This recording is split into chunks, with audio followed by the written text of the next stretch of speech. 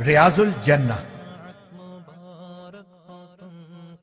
نبی اکرم صلی اللہ علیہ وسلم کے حجر شریف اور ممبر کی درمیانی جگہ ریاض الجنہ کہلاتی ہے۔ حضرت ابو ہریرہ رضی اللہ تعالی عنہ نبی اکرم صلی اللہ علیہ وسلم کا ارشاد گرامی نقل کرتے ہیں کہ میرے گھر اور ممبر کے درمیان والی جگہ جنت کے باغیچوں میں سے ایک باغیچہ ہے، اور میرا ممبر قیامت کے دن حوض کوثر پر ہوگا۔ ریاض الجنہ کی نشاندہی کے لیے اس جگہ سبز رنگ کے قالین بچھائے گئے ہیں۔ 7 ستون۔ یوں تو مسجد نبوی کا چپا چپا نور فشاں ہے، مگر ریاض الجنہ کے وہ 7 ستون جنہیں سنگ مرمر کے کام اور سنہری میناکاری سے نمایاں کر دیا گیا ہے، خاص طور پر قابل ذکر ہیں۔ یہ ستون روضہ انور کی مغربی دیوار کے ساتھ سفید رنگ کے ذریعے ممتاز کیے گئے ہیں۔ یہ ایک خاص ستون ہیں اور ان کی درمیانی جگہ جنت کا ٹکڑا ہے۔ نمبر 1، ستون حنانہ۔ یہ محراب النبی کے قریب ہے۔ نبی کریم صلی اللہ علیہ وسلم اس ستون کے پاس کھڑے ہو کر خطبہ ارشاد فرمایا کرتے تھے۔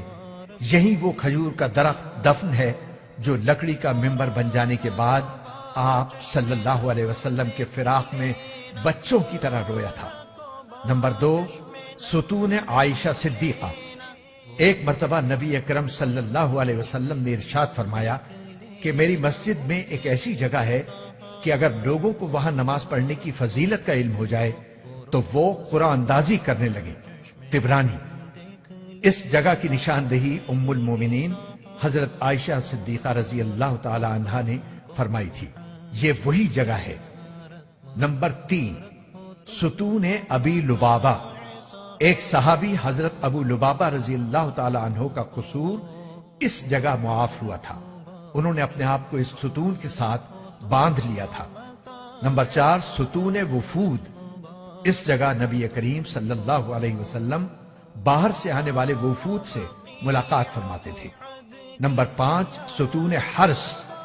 اس مقام پر حضرت علی رضی اللہ تعالی عنہ اکثر نماز پڑھا کرتے تھے اور اسی جگہ بیٹھ کر سرکار دو عالم صلی اللہ علیہ وسلم کی پاسبانی کیا کرتے تھے۔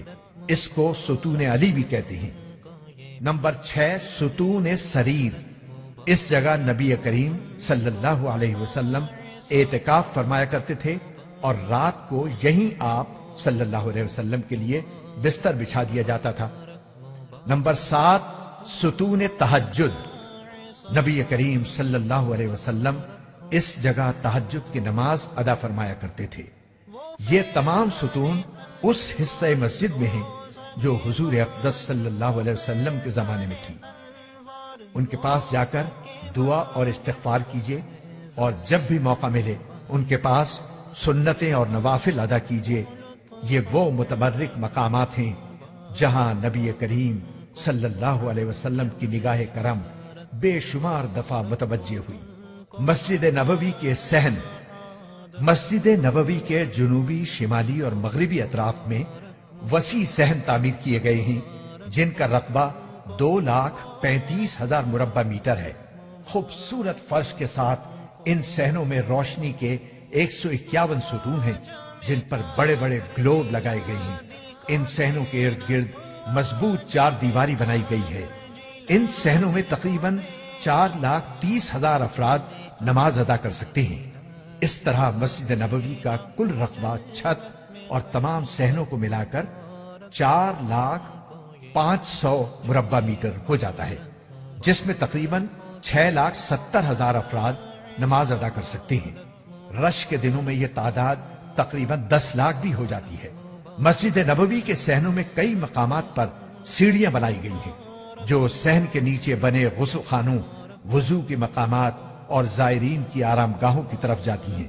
اسی طرح صحنوں کے نیچے وسیع بس سٹینڈ بھی بنائے گئے ہیں، گویا صحنوں کے 2 منزلیں ہیں۔